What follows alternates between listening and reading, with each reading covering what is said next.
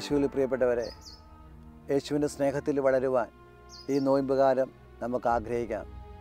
യേശുവിൻ്റെ സ്നേഹം പാപിയെയും വിശുദ്ധനെയും ഒരുപോലെ സ്നേഹിക്കുന്നതാണ്. ഒരമ്മയ്ക്ക് 2 മക്കളുണ്ട്. അതിലൊരാൾ കള്ളനും രണ്ടാമത്തെ ആൾ പോലീസുമാണ്. പ്രിയപ്പെട്ടവരെ, നമ്മൾ അവരെ വിളിക്കും കള്ളനും പോലീസുമെന്ന്. എന്നാൽ അമ്മ വിളിക്കുന്നത് മക്കളെ എന്നാണ്. ഈ ഒരു അമ്മയുടെ സ്നേഹമാണ് ദൈവത്തിൻ്റെ സ്നേഹം. പാപിയെയും വിശുദ്ധനെയും ഒരുപോലെ സ്നേഹിക്കാൻ നമ്മളെ സഹായിക്കുന്നു.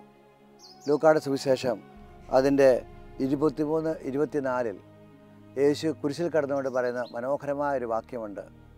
തന്നെ ദ്രോഹിക്കുന്നവരെ, തന്നെ പീഡിപ്പിക്കുന്നവരെ നോക്കിയിട്ട് പറയുന്നു, പിതാവായ ദൈവത്തോട് പറയാണ്, പിതാവായ ദൈവമേ, ഇവർ ചെയ്യുന്നത് എന്തെന്നറിയില്ല, ഇവരോട് ക്ഷമിക്കണമേ.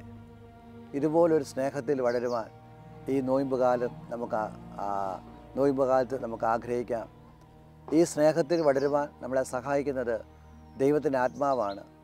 റോമ 5:5 നമ്മൾ ഇപ്രകാരം വായിക്കുന്നു, ദൈവത്തിൻ്റെ സ്നേഹം പരിശുദ്ധാത്മാവിലൂടെ നമ്മുടെ ഹൃദയത്തിലേക്ക് സമൃദ്ധമായി ചൊരിയപ്പെടുന്നു.